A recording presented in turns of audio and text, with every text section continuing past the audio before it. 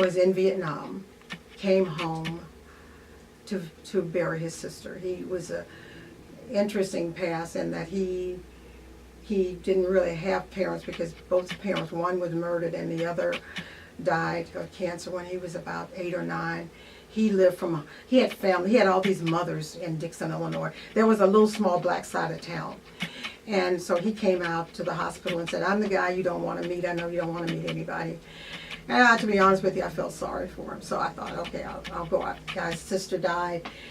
He's in Vietnam. He had shaved all the hair off his head and looked pitiful. So I went out with him.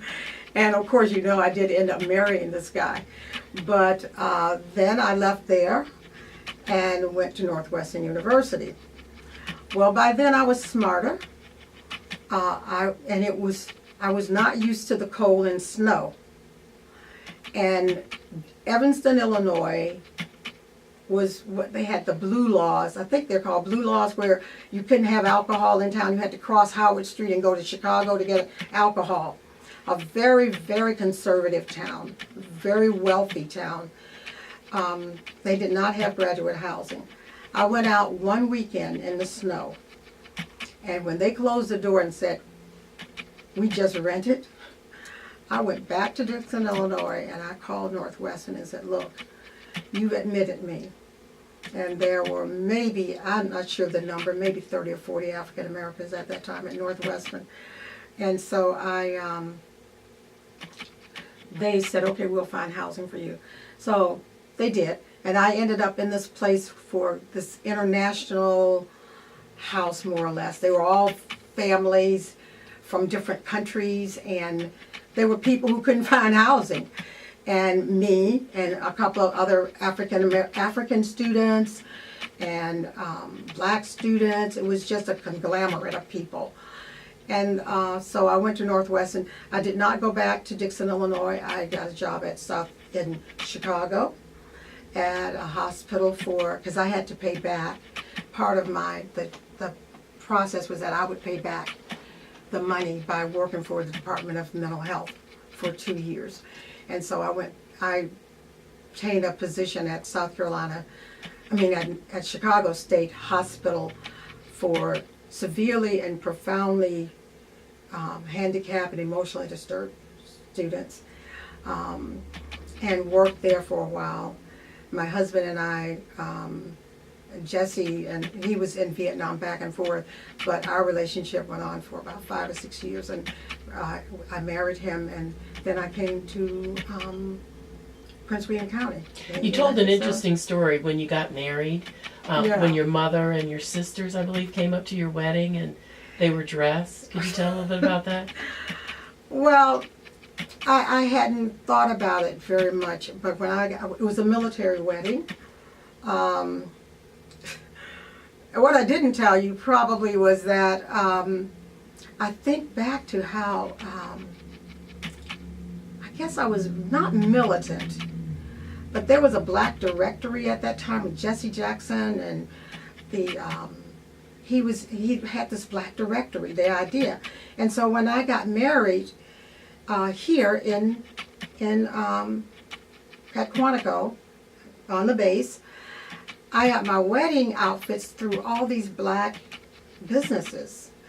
And I had a bunch of problems because the Black Panthers were in at that time, and the people I was getting my invitations from, the guy's daughter ran off with the Black Panther, so I was not getting my invitations. And I should have brought one, but my invitations were black.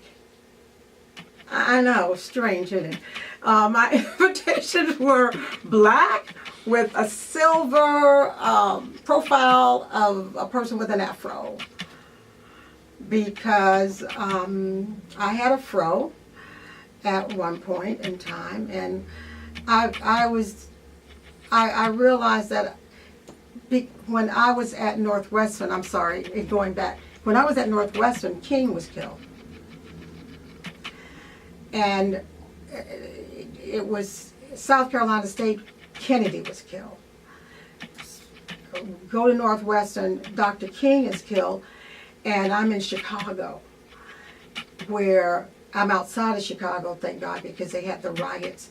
And all the young ladies at Northwestern, I was like I was the only black African American at School of Communication Disorders.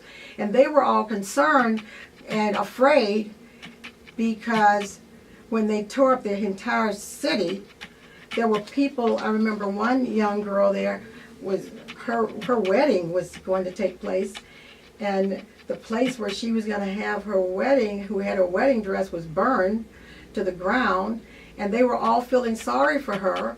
And when I went back, I was went back to school, and they were saying, Marcia's wedding, because they burned down the building. And I'm thinking, I'm so distraught about King, and I think I was just like, I really don't care about her dress. I don't care about her wedding. I'm sure she'll work that out. But and so I began to realize there was one school of thought, and then there was really my school of thought. And I guess I began to realize how it had really affected me. And when I came for my wedding, I had to buy everything. I had no money. My mother by that time had moved to New Jersey. My grandmother had moved to New Jersey. The goal for us was to go back to New York or New Jersey. But for some reason, and I don't know why, because when my cousins came from New Jersey to the South, we thought they were rich because they made $100 a week and they had money. But when I went to Jersey, they said, well, when you get your degree, you'll come here to work. And when I went to Jersey, I thought, no, I don't like it here. There's something about this city that I didn't like. One, I thought they were rich. And my sister, who was my twin sister, Willie, said, you're going to be surprised because they're really segregated here too, and they were living in the slums. And in this, what do you call it? This a railway house where you go from one room all the way back. Shotgun house. Shotgun. And she, in fact, when I went to work there one summer, she said, as a maid, because she would get a job from me every summer with the brothers of the people she worked for. And she said, now, I've got to get you ready for Uncle Henry's house, because it's not this beautiful home that you think it's going to be. And I looked at that, and something inside of me said, no, you can't come to New Jersey, although your family's here. And so I got on a Greyhound bus and went to a place I didn't know anyone and got a job at Dixon State Hospital. But looking back on the situation, I was a source of income for my family. And like many African Americans, where you're the only one, your goal is to go back and help your parents. They lived on $45 a week, and now when I think back, they were geniuses to live on it. But I was taking care of the house, and I was sending money home. So when I got married, I told my husband, well, believe it or not, we both call each other Jess. I don't know when that happened, but all of a sudden he became Jess and I became Jess, because I called him Richard until I got out here. It was the military. They called him Jess, and then he started calling me Jess. So I said, I don't have any money to have a big wedding. And we pretty much paid for our wedding ourselves. And I had to buy my mother's dress and my grandmother's dress. And they came to the wedding. And so my sister, who was still in New York and still in New Jersey, who later became a manager for the Bell telephone system without a degree, said she was in the wedding. My mother was in the wedding in this beautiful dress that I had bought for her. And she was so proud of the dress that she failed to get out of the aisle during the wedding march when I was supposed to be in the aisle. She was still in the aisle.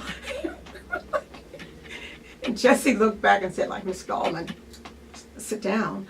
But she and my grandmother were just so proud to be in this wedding. My sister said, when they went back, she said they talked about this and talked about this and talked about this wedding. And it wasn't really until later that I realized that nobody in my family had ever had a wedding. I have one picture of my brother, my sister, and me that I use in workshops because I lost all the pictures of my childhood pictures. And when I received the picture, my response to the picture was, why are we so clean? I said, we must have been going to a funeral, because that was the only time you got dressed. We were not church people. We were Easter people. We got a dress for Easter. We would go in because we didn't feel we looked right. We didn't feel we had the money. So I started to realize that they had never been in a restaurant.